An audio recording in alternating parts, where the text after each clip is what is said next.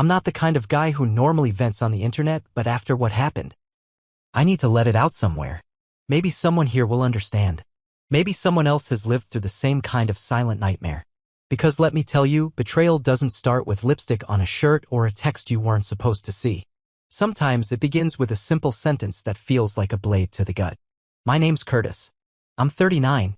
I've been married to Dana for 11 years. We met during a snowstorm in Denver, and yeah, I was the idiot who offered her my coat even though I was freezing too. She laughed, said chivalry wasn't dead, and offered to buy me a hot coffee in return. That was the start of everything. I fell in love with the way she lit up a room, the way her eyes narrowed when she smiled. I was all in from the beginning. And for most of our marriage, I thought she was too. I'm a data analyst, boring, I know. I work long hours, but I always made time for our date nights, family birthdays, or just staying up with her to binge terrible true crime shows. She's in marketing, one of those fast-talking, always networking types. She started working from home 2 years ago, and that's when things started to shift. First, it was subtle. She'd stay on calls late, close her laptop when I walked in, smile a little too wide when texting. But I brushed it off, told myself not to be one of those jealous, controlling husbands. I trusted Dana. She was my best friend. But last month I found a receipt in the trash for a fancy Italian place we'd never been to together. 2 entrees, 2 drinks, and a dessert. I know she's allergic to tiramisu. She hates tiramisu. But there it was, half-eaten in the picture she accidentally uploaded to our shared cloud. The one labeled, team building night, grinning face with smiling eyes. There were only 2 glasses in that photo. 2 plates. Still, I said nothing. I told myself it was a work thing. I even tried to plan a getaway weekend to reconnect, just the 2 of us. I booked a cabin, cooked her favorite meals, and played our old playlist on the drive up. She smiled, laughed, even kissed me like nothing was wrong. But I noticed her phone buzzing at 2 a.m. She picked it up and walked outside. Stayed out there for 20 minutes. Came back and acting like she was cold, crawled into bed without a word. I laid there, eyes wide open, pretending to sleep, heart pounding like a war drum in my chest. Last Tuesday, she sat me down after dinner. She looked excited. Nervous even. She curled her hair that day, wore lipstick. I thought she was going to surprise me. Tell me she was pregnant, maybe. But instead, she looked me dead in the eyes and said, I have a date. I just wanted to be honest. My whole body froze. I blinked. Once. Twice. And then I did something she never expected. I smiled. Calm. Too calm. I looked her in the eye and said, Good. Because I've already packed your things. She laughed. Thought I was joking. Until I handed her the folder. Inside was a printed copy of the photo from the cloud, the dinner receipt, a timeline of her team meetings, and a notarized separation agreement. Her face turned ghost white. Her jaw dropped. But I wasn't done. Because the final thing inside that folder was a little note I wrote that morning when I sensed she was about to do exactly what she did. It read, Your bags are in the car. Your replacement key card has been deactivated. Good luck on your date. Her hands trembled. She looked like a deer caught in headlights. But me? I stood up, walked into the kitchen, poured myself a drink, and left her sitting there silent for the first time in years. When I left her sitting there at the table, staring at that folder like it had just detonated her reality, I expected yelling, screaming, maybe even her to deny everything and go into damage control. That's what Dana always did when she didn't get her way. She spun the narrative until even I wasn't sure what had happened. But not this time. She didn't say a word. I walked past her, calm as ice, and went into the garage to double-check that her bags were still packed and loaded in the trunk of her car. I'd been preparing for this for a week, maybe longer, maybe from the moment she stepped out that night on the porch in the cold, whispering into her phone while I pretended to sleep. That night, I started noticing everything I hadn't let myself admit. The way she locked her screen as soon as I walked in. How she started showering twice a day but never let me near her afterward. The perfume I smelled that wasn't hers. The way she'd laugh at messages she never explained. So I became methodical. Quiet. Like a scientist observing a subject. I wasn't going to lose my mind or dignity screaming at her. I was going to gather facts. I had screenshots, timestamps, and synced phone records. I didn't hack anything, just paid attention. I didn't need spyware to see the truth. She left her pattern out in the open. The so-called date she mentioned? That was just the final confirmation I needed. She didn't confess because she felt guilty. She did it because she believed I was too spineless to do anything about it. She was wrong. When I came back from the garage, she was still sitting there, gripping the edge of the table like the world was spinning around her. I looked her dead in the eyes and said, "You thought I'd beg, didn't you?" She tried to speak, stutter something about how it wasn't what it looked like, that she just wanted to explore feelings and find herself. I stopped her cold. "Dana, stop. I know about Marcus." She flinched so hard it was like I'd slapped her. That name hadn't passed my lips until now, but I'd seen it on the receipt. Heard it whispered in her sleep one night. Saw it in a stupid heart emoji next to a text that popped up while she was in the shower. She never knew I saw it. But I did. Her eyes welled up. For a second, I thought she was gonna lie again, twist things. But then she did something I didn't expect. She broke. "I didn't mean for it to go that far," she said quietly. "It was just supposed to be drinks. I thought I was bored. I thought maybe I needed to feel something." I leaned back against the wall, arms crossed. "You needed to feel something, so you gambled 11 years? She nodded, slowly, and then whispered, "Are you going to tell everyone?" I raised an eyebrow. "Tell who?" "Your parents who still think I'm the boring husband who never takes risks. Your sister who once told me you'd never find a man better than me? Or your friends who thought Marcus was just your work mentor? You're afraid of being seen. That's what scares you more than losing me." She started crying then. Not loud sobs, the quiet, trembling kind. She realized she wasn't in control anymore. That the script she thought she was writing had been hijacked. I didn't yell. I didn't throw things. I just said, "The locks are changed. You can stay in a hotel tonight. Don't worry, I've canceled the joint credit cards. You're not paying for your next date with my money." She froze again. But I wasn't done. I went to the living room, grabbed the USB drive I had left out in plain sight. She saw it in my hand and looked at me like I just disarmed a bomb or armed one. "What is that?" she asked. "It's your work laptop. Cloned it. That file you accidentally uploaded to our cloud? It wasn't the only one. Marcus is married, isn't he?" Her face said everything. "I think his wife might want to see the team building folder. Don't worry, I haven't sent it yet." Dana's expression crumbled into something I didn't even recognize anymore. Fear, shame, powerlessness. For once, I had the upper hand and I wasn't swinging wildly. I was calm, controlled, silent, and it was destroying her more than any scream ever could. "Curtis, please," she whispered. "I didn't mean." "I did."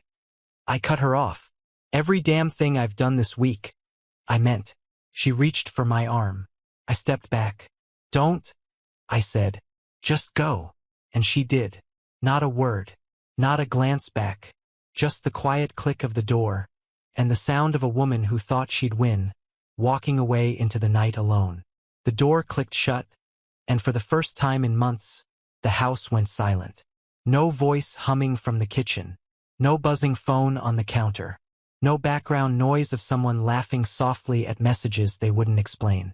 Just stillness, and me standing in the middle of it all, surrounded by a life I built for two, now occupied by one. I didn't cry.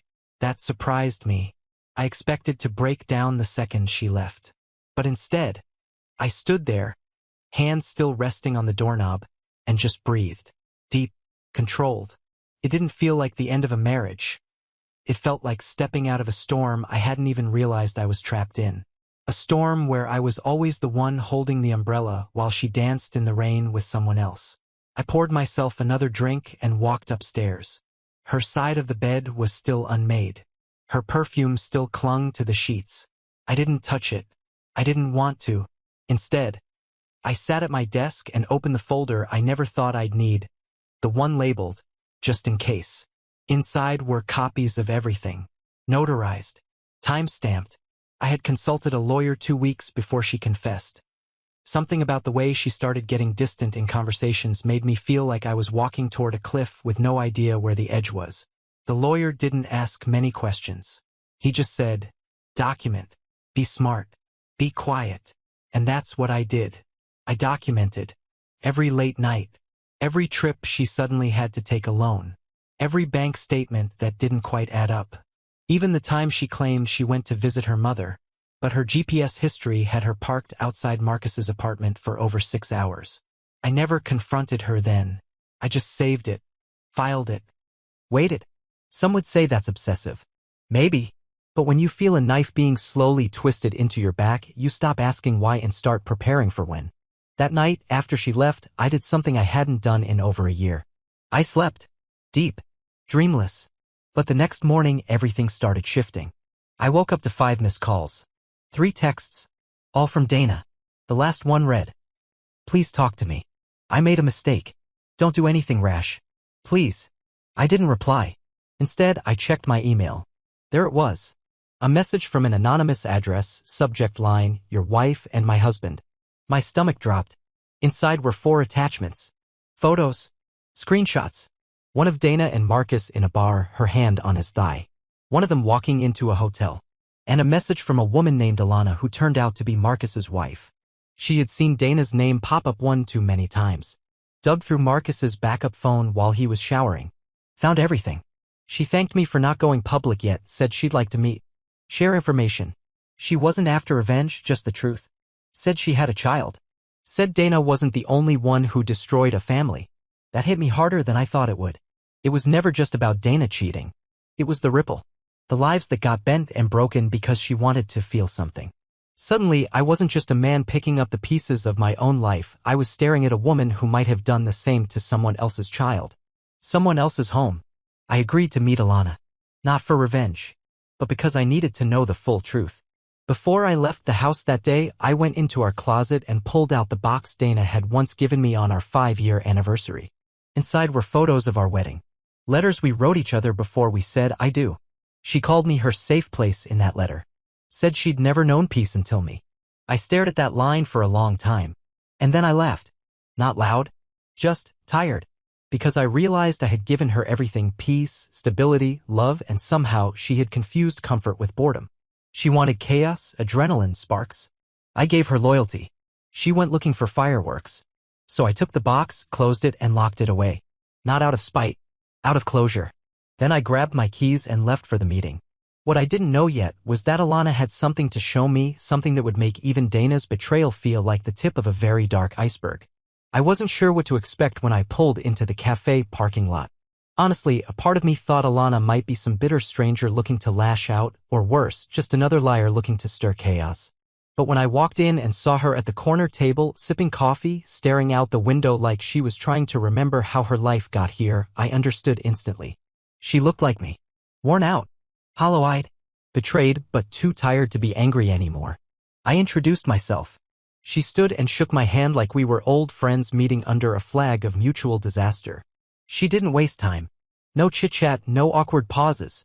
Just reached into her purse, pulled out a worn leather binder, and said, "You're going to want to see this before anything else." She slid the binder across the table like it was evidence in a courtroom. Inside? Hundreds of printed text messages. Between Dana and Marcus. Color-coded by time, location, and intimacy. She had done her homework. The messages weren't just flirtatious, they were downright strategic. They talked about me, about how predictable I was. How safe I made her feel, but how dead it all seemed. How Marcus was the only spark she had left. One message read, "He still doesn't suspect. I came home late last night smelling like you and he kissed me goodnight." My stomach twisted. I closed the binder and looked up at Alana. "How long has this been going on?" I asked. She didn't flinch. "Almost 9 months. It started during a corporate retreat. I couldn't go because our kid had the flu. Marcus went alone. That's when he met Dana in person. I think they'd talked before, but that weekend? That's when the affair became real. I didn't even know what to say. 9 months. Nearly a year of lies. While I was grocery shopping, fixing her car, folding her laundry, she was falling in love with someone else's husband. Or maybe she wasn't. Maybe it was never about love. Maybe it was just about adrenaline. About doing something reckless behind the back of someone who trusted her blindly. Alana pulled out her phone and scrolled for a moment, then turned the screen toward me. "This one hurt the most," she said. It was a photo. My wife. In our kitchen. Wearing my old college hoodie. Laughing. A cup of coffee in her hand. And Marcus in the background, shirtless. Taking the picture. I stared at it for a long time. I knew exactly when that was taken. I had a work conference in Chicago that weekend. I'd FaceTimed Dana from my hotel room and she told me she was spending the weekend relaxing with books and wine. She had wine, all right. And a man in my house. In my bed, I muttered. He was in my damn bed. Alana nodded. I didn't show you this to hurt you, Curtis. I showed you this so you'd understand what kind of people we're dealing with. This wasn't an accident. It wasn't one bad decision. They built a routine out of lying to us. The weight of that hit me hard. Not just the betrayal, the planning. The deliberate effort it took to maintain the lie. It wasn't just cheating. It was an operation. I leaned back, stared at the ceiling for a moment, then asked the question I was almost afraid to know the answer to. Does he know you found out? She hesitated. Not yet. I've been quiet. Gathering everything. Waiting for the right moment. I nodded slowly. Good. Keep him guessing. Let him feel what it's like to be in the dark. We sat in silence for a while. Just two strangers sitting across from each other, trying to figure out what pieces of their lives were still salvageable. She asked if I had kids. I shook my head. She looked relieved. Be glad. At least you can walk away clean. That hit harder than anything else she said. Walk away clean. That was the first time it really clicked I could walk away. I wasn't chained to Dana by custody battles or co-parenting agreements. I had the luxury of cutting the cord and burning the bridge. And for the first time I wanted to. Fully. Not just emotionally. Legally. Permanently. Alana finished her coffee, packed up her binder, and stood. I'll send you everything electronically. If you need anything, reach out. I think we're going to need each other to get through this. I thanked her and we parted ways. But as I walked back to my car, something shifted in me. I wasn't just a man trying to survive anymore.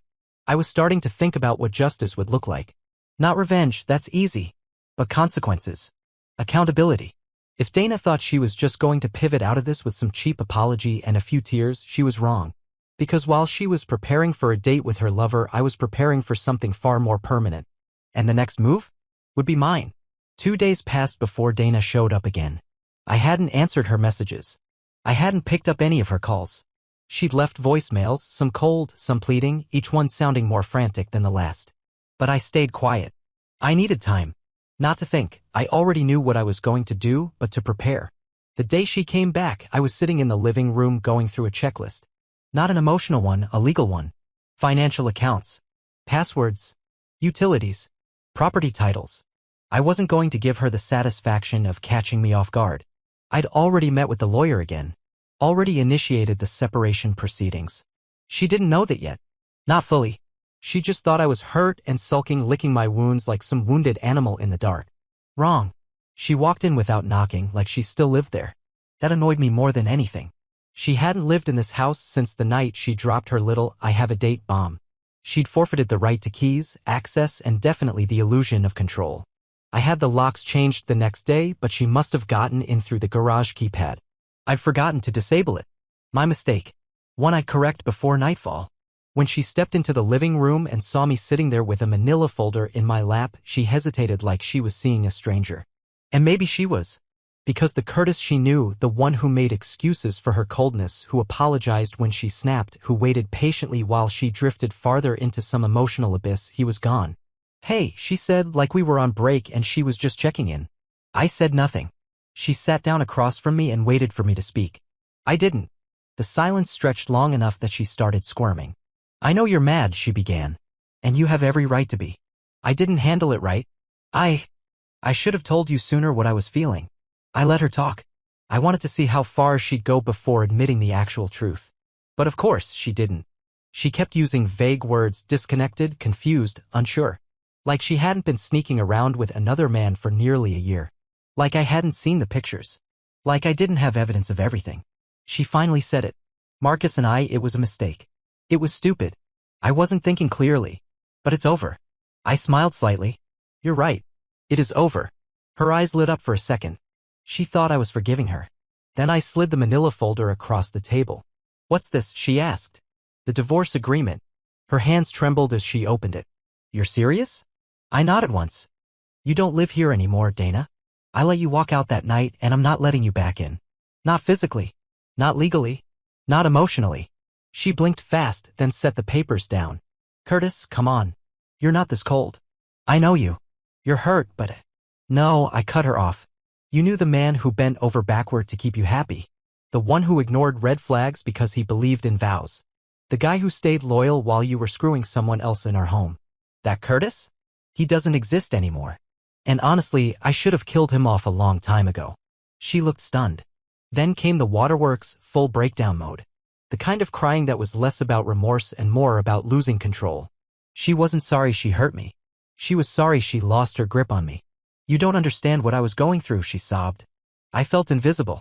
You were always so focused on work and routines and your spreadsheets, and I laughed. Just once. Sharp. Dry. Yeah. While I was building a life with you, you were sneaking out to destroy it. And now you're upset because I finally stopped giving you what you never deserved in the first place. She stood up, face flushed. You don't have to be cruel. I'm not being cruel, I said, standing too. I'm being honest. Something you stopped doing a long time ago. She picked up her purse and started toward the door. But before she left, she turned back, her voice shaking. Does Marcus's wife know? That caught me off guard. I didn't expect her to ask. I met her eyes. She does. And she's planning her own exit. Quietly. Strategically. Like I did. Dana's shoulders slumped. That was the moment she realized the fantasy had crumbled. It wasn't just about me anymore. Her affair wasn't a private escape. It was a wrecking ball that smashed through 2 homes, 2 lives. And she wasn't just losing a husband, she was about to be exposed to the world. When the door closed behind her, I walked straight to the garage keypad and disconnected it. Then I poured myself a coffee, sat back down, and emailed Alana everything I'd promised. I wasn't afraid of Dana anymore. And I sure as hell wasn't going to protect her secrets. The calm didn't last long. 2 days after I handed Dana the divorce papers and shut the door on what was left of our marriage, the retaliation began. I knew her too well to believe she'd walk away quietly. Dana wasn't the type to accept consequences, she was the type who'd try to rewrite the narrative until she was the victim of the story. And true to form, she didn't wait long before trying to flip the script. It started with mutual friends texting me weird questions, vague ones. Hey man, heard you and Dana are going through something rough. Everything okay? Or, sorry to hear she found out about what you did. What I did? I didn't respond. I let the storm build a bit. Because I knew where this was headed. Dana had started spinning her version that I was cold, emotionally distant, probably cheating, and had shut down long before she ever did anything. That I blindsided her with divorce papers when all she wanted was to talk. It was sickening how quickly some people bought it. The first time I saw one of her posts on social media, I nearly laughed out loud. It was a soft focus photo of her staring into the distance, captioned, "Sometimes people leave you when you're at your lowest and call it strength." There were crying emojis in the comments. Support. Sympathy. It was a masterclass in manipulation. But I didn't panic. I didn't post rebuttals or try to defend myself publicly. Because I wasn't playing checkers anymore. I was playing chess. Quietly. Strategically. And every move I made was deliberate. The next time she tried something, it was legal. She had her attorney send mine a letter requesting a temporary financial agreement to cover her rent, her expenses, and emotional hardship. She wanted spousal support. From the man she cheated on. From the man she lied to, humiliated, and betrayed. I met with my lawyer the same afternoon. He leaned back in his chair, hands folded, and said, "It's offensive but not unusual. She's testing boundaries. Trying to see what she can get away with." I slid him a USB drive. On here is every transaction from the last 6 months, hotel bookings under her name, charges she tried to hide, credit card statements showing she used our joint account to buy gifts for Marcus, and even payments she made for an Airbnb they rented while I was visiting my mom in Arizona. And don't worry, it's all timestamped, verified, and cross-referenced with her phone's location history. I was thorough. My lawyer raised his eyebrows. "You're not just ready. You're dangerous." He filed a motion to block the support claim the next day, citing marital misconduct, misuse of joint funds, and ethical breach.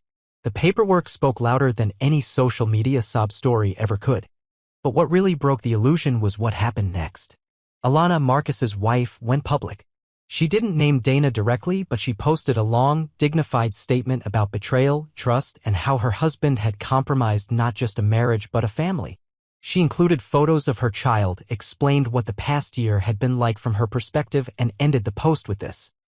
"To the woman who smiled in my face and slept with my husband behind my back, you didn't just take something from me, you exposed everything broken in yourself.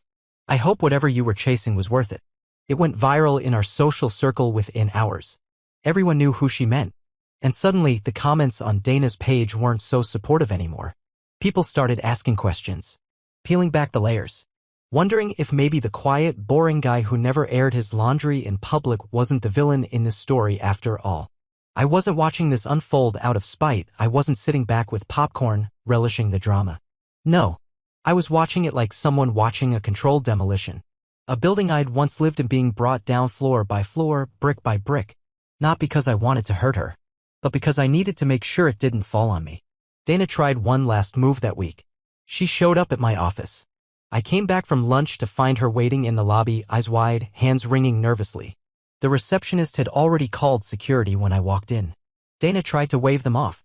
"I just need 5 minutes," she pleaded. I looked her straight in the eye and said, calm as ever, "You don't work here. You're not family. And you're not invited. Don't ever show up at my job again." She reached for my arm. I stepped back. "You're unraveling," I said quietly. "And I'm not going down with you." I turned and walked past her without another word. By the time the elevator doors closed behind me, I knew I was finally free. Not because she was gone, but because I no longer cared if she came back. And from that moment on, she had no more power. A week passed. The silence was starting to feel like peace. No more calls. No more texts. No pop-ins at my office. Dana had finally gotten the message, or maybe her attorney had warned her to back off before she lost more than just her marriage. Whatever the reason, her absence was the first real breath of oxygen I'd taken in months. I spent those days rebuilding myself, slowly. I started jogging again. Cooking proper meals. Not because anyone was coming home, but because I wanted to. I rearranged the living room. Donated half the furniture. Got rid of every frame that had a photo of her in it. It was like clearing smoke out of a burned-down building. The smell lingered, but I could finally see the walls again. Then one morning, a letter showed up. No name on the front. No return address. Just my full name printed neatly in block letters on an envelope that didn't look like junk or a bill. I hesitated before opening it. Maybe it was from her. Maybe this was some desperate last ploy. A handwritten apology or threat or whatever her twisted version of closure looked like. But it wasn't from Dana. It was from someone named Lena. And as I read the first line, my skin went cold. "You don't know me, but I know your wife. I believe she was involved with my fiancé. His name was Jordan. He passed away 6 months ago." My eyes stopped on that line. Passed away? I kept reading. Jordan was a quiet man. Loyal. Sweet. He worked in IT and did part-time consulting from home. We were supposed to be married in September. 2 weeks before he died, I found strange messages on his laptop. The files were deleted, but I'm a software engineer. I recovered them. At first, I thought they were just fantasy chat logs. Maybe even AI roleplay. But then I saw your wife's name. And her photos. And her face. Real ones. And timestamps. I couldn't ignore it. There were printed screenshots attached. My hands trembled as I turned the page. And there it was, Dana, under a different username, chatting with a man named Jay Holt, flirting in ways that crossed any imaginable line. The tone was different from her messages with Marcus. These weren't just romantic or sexual. These were deep. Emotional. Like she was laying out her soul to someone. "I wish I'd met you first. I don't love him anymore. I feel alive when I talk to you." My throat tightened. She had told another man that. A different one.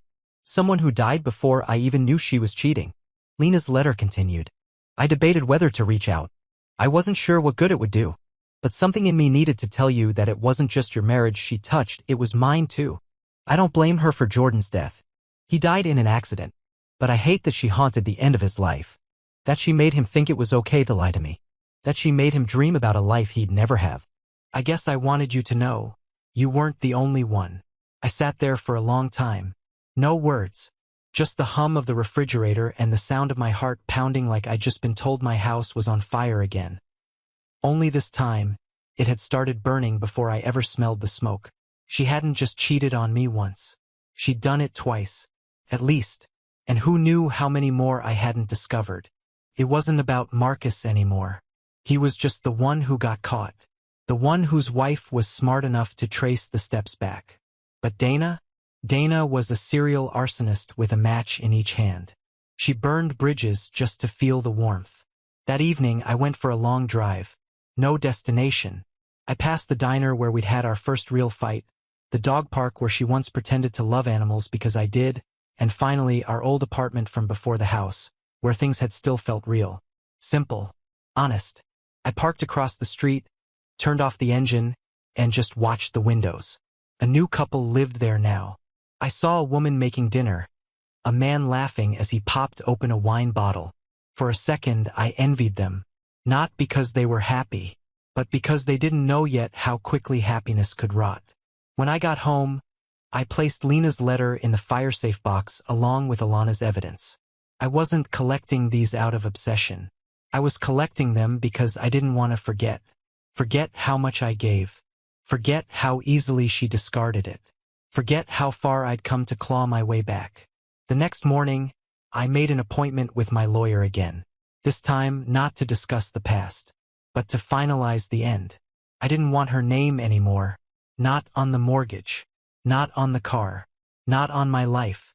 And once that was done, once the last paper was signed, I'd finally be free to start something Dana never gave me permission to seek.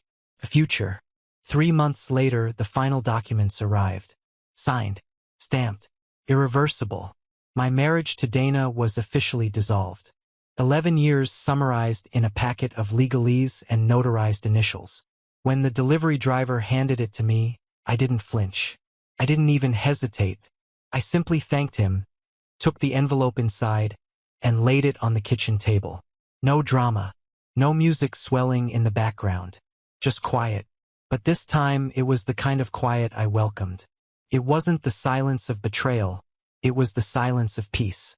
A few days later, I changed my last account password with her name in it, deleted the old email she had access to, finally removed our joint Spotify playlists.